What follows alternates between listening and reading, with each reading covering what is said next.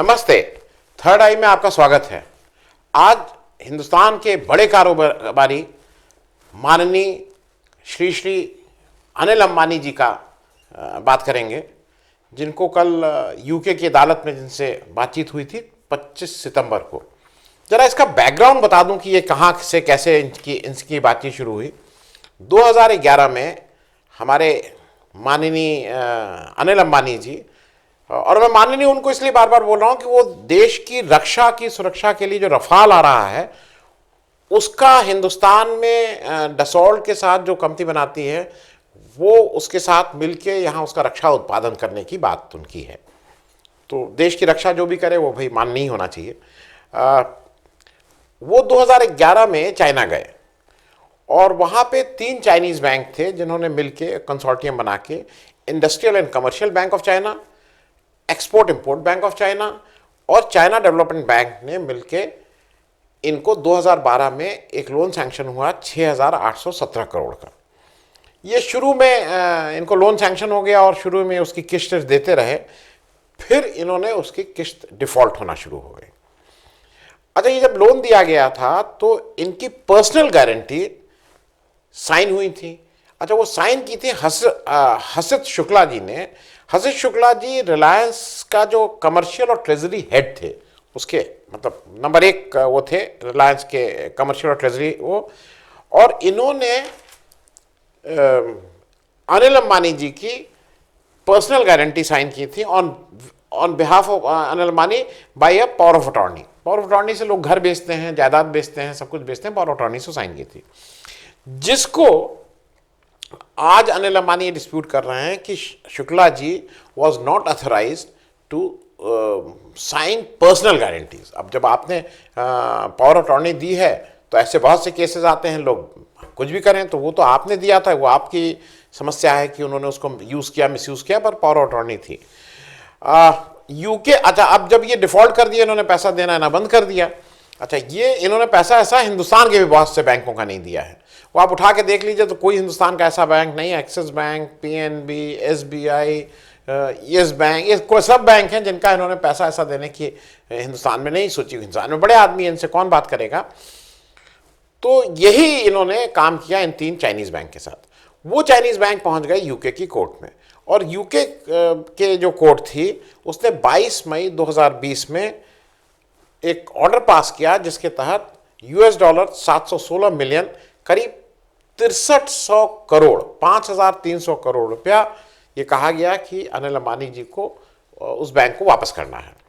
जो चूंकि अभी से उन्होंने वापस नहीं किया, उसमें कुछ भी पैसा ऐसा आया नहीं, तो अब वो 717.6 मिलियन हो गया है। वो तो क्योंकि उसकी लोन पे जो इंटरेस्ट है वो बढ़ता जा रहा है। 29 जून को उसी यूके की, मतलब इंग्लैंड की जो हाई कोर्ट थी, उसने अनिल अंबानी जी को डायरेक्शन दिया कि आपके दुनिया भर में जो भी एसेट्स हैं, लाइबिलिटीज़ हैं, बैंक स्टेटमेंट हैं, प्रॉफिट एंड लॉस अकाउंट हैं, शेयर सर्टिफिकेट हैं, आप किसी भी ट्रस्ट में हैं जहां पे इसकी वैल्यू $1,00,000 से ज़्यादा, मतलब करीब 7 करोड़ रुपए से ज़्यादा अगर है, तो उसकी एक टोटल लिस्ट बना के आप हमें दीजिए। 25 सितंबर को इसकी सुनवाई होनी थी, और सुनवाई से जस्ट पहले अनिल अंबानी जी एक ऑर्डर वहाँ से निकाल ले आए कि ये जो भी इनके फाइनेंशियल डिटेल्स हैं वो थर्ड पार्टी के साथ शेयर ना किए जाएं, तो वो सार्वजनिक नहीं हो पाए। लेकिन उस दिन इनकी जो वीडियो कॉन्फ्रेंस के जरिए जो क्रॉस एग्जामिनेशन हो रहा था, वो उसके लिए भी इन्होंने प्रेयर की थी कि वो भी सार्वजनिक ना किया जाए, लेकिन वो कोर्ट ने नहीं माना और सार्वजनिक हो गया। अब इनकी तरफ से जो रिलायंस की तरफ से जो वकील साहब होते हैं वो उसको लीड करते हैं हरीश साल्वे साहब, और उधर से जो होते हैं मतलब जो चाइनीज़ बैंक को लीड कर रहे हैं वो बैंकिन थांकी हैं। और उनके आगे आप कभी देखते हो बैंकिन थांकी क्यूसी लिखा रहता है, तो कभी कभी लगता होगा कि वो क्वींस काउंसिल बोला जाता है, जैसे हमारे यहाँ सीनियर एडवोकेट है उसी तरह से क्वींस काउंसिल बोलते हैं। और अब वहाँ पे भी इनका क्रॉस एग्जामिनेशन हुआ। इन्होंने बहुत सी बातें कही कि मैं तो भाई के दिए हुए घर में रहता हूँ, और क्या क्या, मतलब इनके पास पैसा नहीं है, मुख्य रूप से ये दलील है मेरे पास कोई पैसा नहीं है। और अब उन तीनों बैंक ने कहा है कि इनके हम दुनिया भर में कहीं पे भी एसेट्स हैं वो बेच के पैसा वसूलेंगे। मैं आगे बढ़ने से ये बता दूं कि जो ऐसा ना कि हर एक चीज में अवसर ढूंढने की बात है, तो उसका जीता जागता उदाहरण हमारे अनिल अंबानी जी हैं।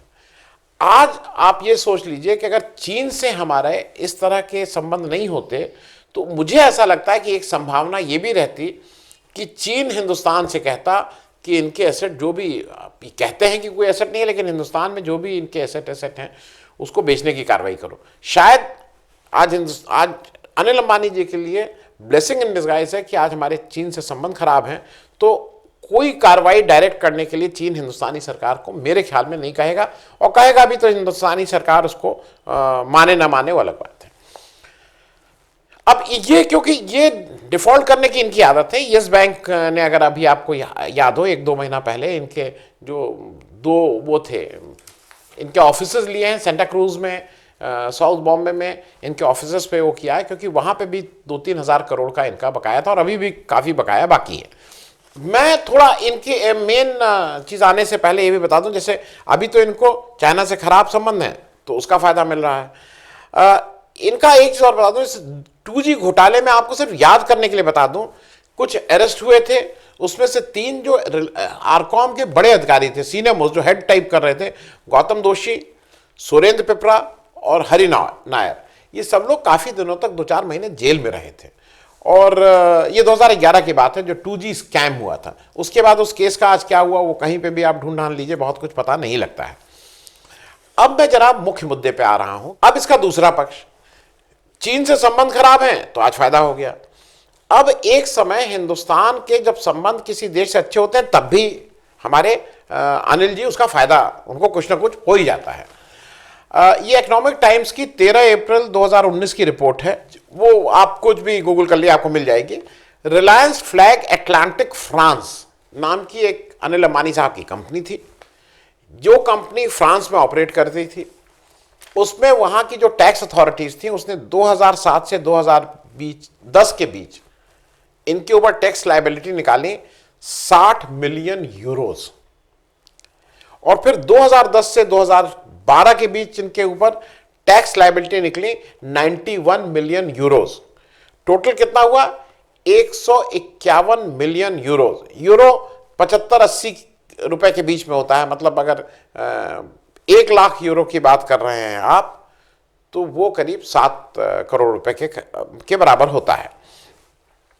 अब इस बीच ये सब चलता रहा, मतलब इनके ऊपर कुछ 5-6 हजार करोड़ टाइप की चीजें थी।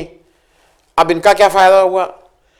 इस बीच नरेंद्र मोदी साहब फ्रांस गए, और आपको याद दिला दूं कि फ्रांस में नरेंद्र मोदी साहब ने 36 रफाल, जो पहले 128 हो रहा था, उसको कहा कि नहीं हम आउटराइट परचेज कर रहे हैं। 36 रफाल खरीदने की बात 10 अप्रैल 2015 को की, और हालांकि उस पर एक अलग कंट्रोवर्सी हुई थी कि कांग्रेस ने कहा था कि जब यूपीए गवर्नमेंट के समय इसका दाम 526 करोड़ था, अब वो बढ़ के 1670 करोड़ हो गया है। 36 रफाल का टोटल वैल्यू जो आ रही है वो करीब 60,000 करोड़ रुपए आ रही थी, वो एक अलग है।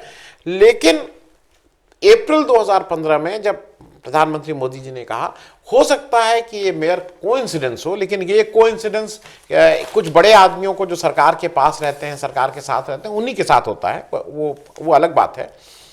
रिलायंस का जो सेटलमेंट हुआ, अब आपकी 151 मिलियन यूरो की जो टैक्स लायबिलिटी थी, उसका सेटलमेंट इस अनाउंसमेंट के बाद 2015 में 7.6 मिलियन यूरो में हो गया। 151 मिलियन से 7.6 मिलियन 2015 में हो गया, मतलब करीब 56 करोड़ रुपए में आपने कुछ 1100-1200 करोड़ रुपए की आपकी लायबिलिटी को आपने 56 करोड़ में निपटा दिया। अब ये महज कोइंसिडेंस मान लें, और ये मान लें कि जहां पे भी ये भाग्यवान है, जैसे हमारे प्रधानमंत्री जी ने कहा था कि भाई वो भाग्यवान है जब वो आए थे, इसी तरह से अनिल अंबानी जी भी भाग्यवान है कि जब उनको सेटलमेंट कुछ होना होता है तो उस समय हमारे देश की उस देश से अच्छे दोस्ताना संबंध रहते हैं। अच्छा, अब इसके बाद क्या हुआ, क्योंकि वो एक इंपॉर्टेंट चीज है, आज ये हमारे देश की सुरक्षा में कहीं ना कहीं इनकी भी भागीदारी हो रही है। 36 जो एयरक्राफ्ट थे, जिसका टोटल वैल्यू करीब 60,000 करोड़ थी, उस कंट्रैक्ट में ये हुआ कि इसका 50% ऑफसेट कंट्रैक्ट होगा।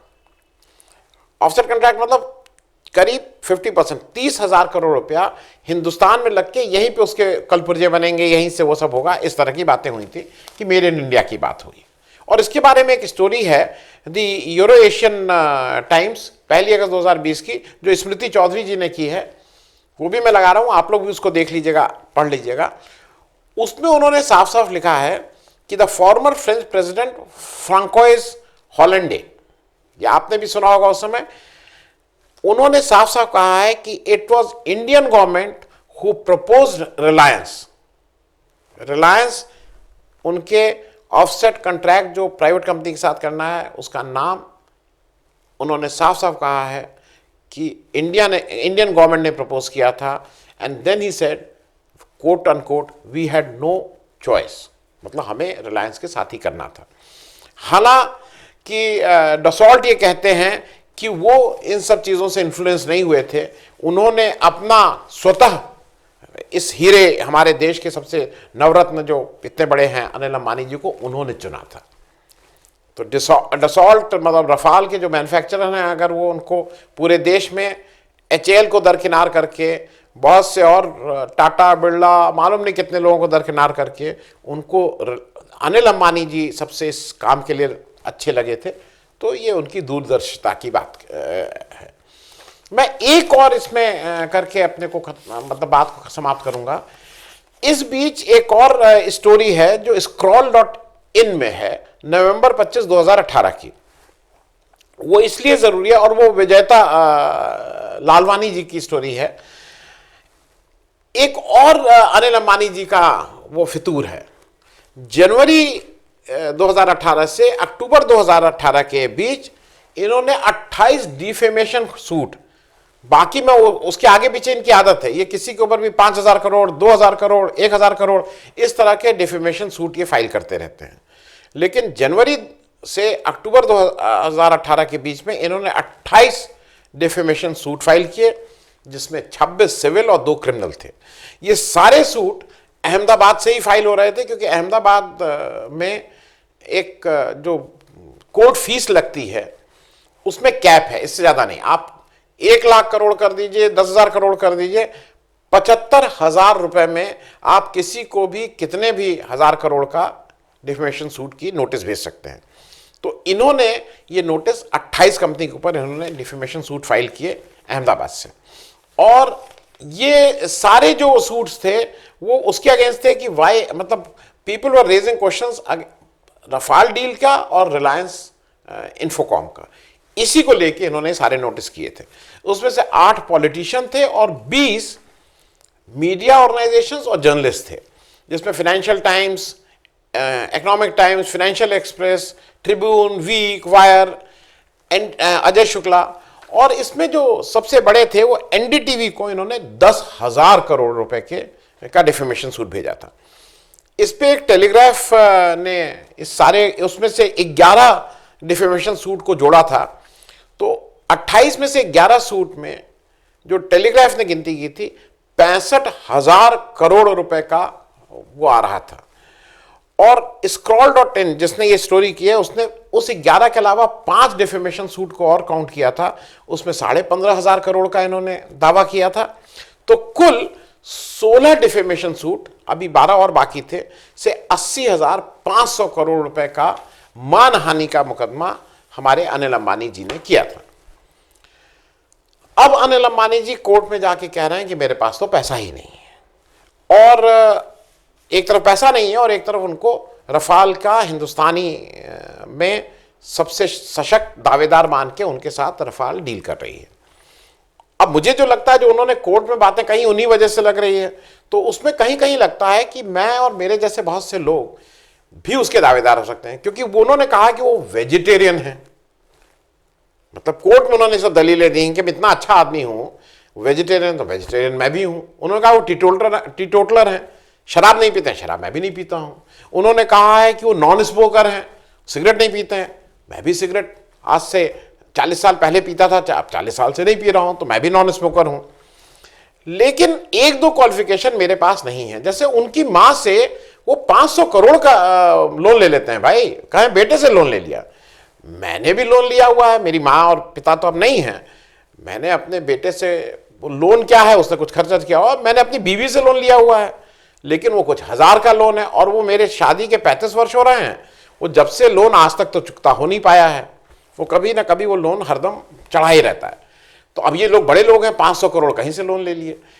तो अब ये निर्णय आपको करना है कि इस देश की रक्षा, एक ऐसा व्यक्ति जो वेजिटेरियन हो, जिसकी यही सब क्वालिफिकेशन है, उन्होंने अपना जब जिरह की है तो उन्होंने कहा मैं देखिए ये सब, ऐसा व्यक्ति जिसका अपना घर भी नहीं है, जो बिल्कुल फकीर टाइप है, जिस हालांकि मां से जब लोन होता है तो 500 करोड़ ले लेता है, ऐसे व्यक्ति को इस देश की सुरक्षा से संबंधित मशीनरी या कुछ वो बनाने का, कलपुर्जे बनाने का, उनके पास कितना सुरक्षित रहेगा, इसका निर्णय आपको करना है। क्योंकि इससे एक मूल प्रश्न ये भी आ रहा है कि जो हमारे अच्छे बिजनेसमैन हैं, जिस देश से अगर वहां से हमारे रिश्ते कभी अच्छे हो रहे हो तो आपको तुरंत उसका कुछ फायदा लेना चाहिए, और जिस देश से हमारे रिश्ते खराब हो उनको भी कुछ ना कुछ आपको ऐसा करना चाहिए कि उनको भी याद रहे, मतलब उनको कोई, अगर भाई फिजिकली तो मार नहीं सकते हैं, लेकिन उनको भी आर्थिक चोट जरूर पहुंचानी चाहिए। जो भी अच्छा बिजनेसमैन होगा वो देश के का जो भी दुश्मन देश है